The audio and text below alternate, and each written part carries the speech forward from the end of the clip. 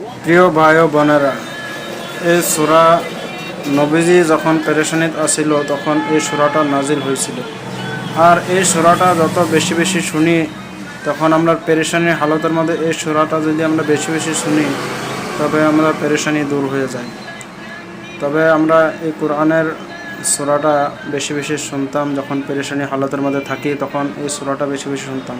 দেখেন এই কাক পাখিটা ইটার তল থেকে কিভাবে ইটা সরাইয়া দানা খাইতেছে। আল্লাহ তাআলা তার রিজিক কোনখানে রাখছে আল্লাহ বেহতর জানে। তবে কোনোদিন টেনশন নিতে নাই। যদি আল্লাহ টেনশন যায় তো এটা কিবা একটা বালা মুসিবতের কারণে দেয়। তবে যখন আমরা পেরেশানি থাকতাম বা কিবা পেরেশানি বা টেনশনে থাকতাম, তবে এই সূরাটা আমরা বেশি বেশি শুনতাম আর তেলাওয়াত করতাম। আল্লাহ তাআলা আমরা সবাইকে হেফাজত করুক, দিনই মোতাবিক চলবার জন্য তৌফিক দান করুক। পৃথিবীর প্রত্যেক মানুষকে আল্লাহ তাআলা যত ধরনের মুসিবত থেকে হেফাজতে রাখুক।